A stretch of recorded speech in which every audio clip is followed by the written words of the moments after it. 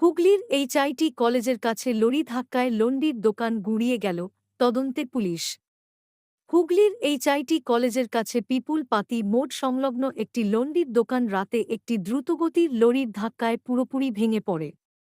দুর্ঘটনায় ইলেকট্রিকের একটি বড় বাক্সসহ গোটা কাঠামো ধসে যায়। পরদিন সকালে দোকান মালিক এসে ধ্বংসস্তূপ দেখে হতবাক হন।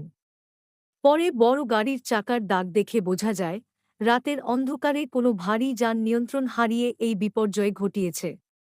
তিনি স্থানীয় থানায় অভিযোগ দায়ের করেছেন। বর্তমানে বিষয়টি তদন্তাধীন। এলাকাবাসীর প্রশ্ন, রাতে এত গতিতে গাড়ি চলার সুযোগই বা কিভাবে থাকে? ট্রাফিক নিয়ন্ত্রণে আরও কড়াকড়ির দাবি তুলেছেন তাঁরা।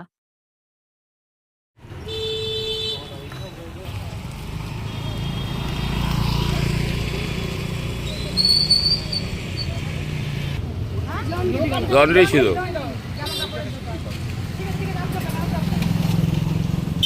মদের বোতলটা দেখা যাচ্ছে? না, ঠিক আছে, না দেখা গেলে হবে। বলো না।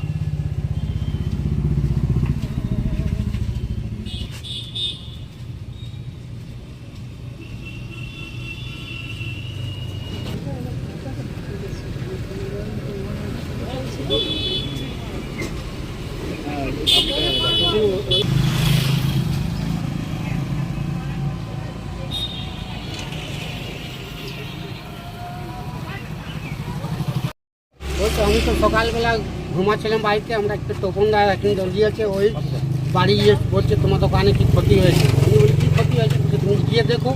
দেখছি এখানে গাড়ি মেরে পুরো দোকানটা পুরো ভেঙে পড়ে আছে। গাড়ি কি করে বুঝলেন?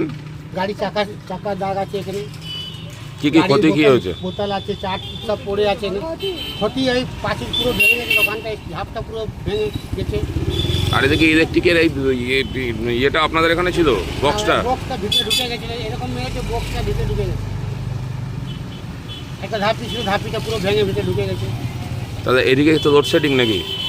হাই লাইন কেটে গেছে। কি করবেন এখন? এখন কী করবো, এখন তো কিছু করা যাচ্ছে না, মাথায় কাজ করছে না আমার তো।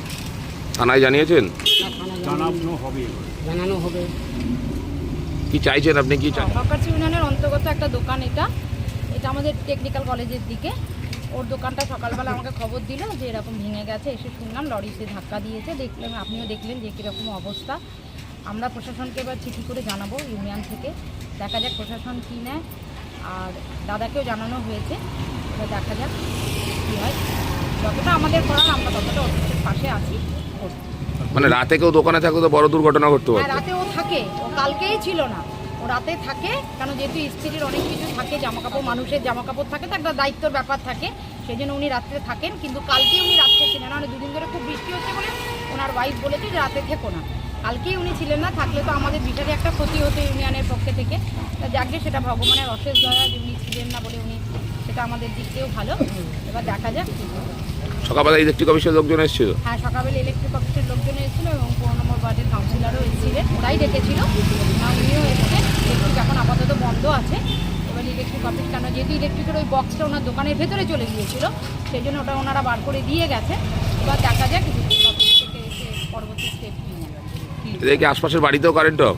আমি তো আশা করছি কারেন্ট অফ এই দিকটায়, যেহেতু এই লাইনটা অফ, নিশ্চয়ই অফ। কেন আমার দোকানদারদের তো পুরো অফই আছে, নিশ্চয়ই পাশাপাশি বাড়িদেরও অফ আছে। কি চাইছেন আপনারা, কি চাইছেন? দেখুন, আমরা কি চাইছি, গরিব দোকানদার তো, হকার্স, আপনি বুঝতেই পারছেন, ফুটের দোকান, যদি কিছু আর্থিক সাহায্য ওনাকে দেওয়া যায়, সেইটার জন্য একটু চেষ্টা করা। আর তো কি বলুন না, মানে চাইছেন পুলিশ ওই লরিটাকে ধরুক? অবশ্যই চাইছি। এবং তার জন্য আমরা আইসিকে যে চিঠিটা করবো, সেটা আমরা বন্ধন ব্যাংকের সিসিটিভি আছে এখানে, বন্ধন ব্যাংক আর ওদিকে দীপক টেলিকম, এরাই বলছে আমাকে যে দুটো সিসিটিভি আছে, জানি না কত টাকার রেঞ্জ নিতে পারবে। যদি ওটা সাহায্যতে পাওয়া যায় একটু ভালো হয়। তাহলে আর এই রাস্তাটা তো অনেক চওড়া, মানে হট করে ঢুকে যাবে এদিকে। এবার দেখুন, এটা তো রাতের ঘটনা, সেটার জন্য বুঝতে পারছি না যে এত চওড়া রাস্তাতেও কি করে হলো। প্রত্যক্ষদর্শীও কোনো নেই। ওই রাতে যেহেতু ঘটনা, এখন অব্দি প্রত্যক্ষদর্শী মানে আমি যাকে জিজ্ঞেস করেছি সে বললো ভোরে খবর পেয়েছি, অনেকে খবর দিয়েছে। তো সুতরাং প্রত্যক্ষদর্শী আমরা কেউ পাইনি। সুতরাং আমাদের সেই চাকার দাগের উপরে নির্ভর করে আমাদের সবটা করতে হচ্ছে। আপনার নামটা?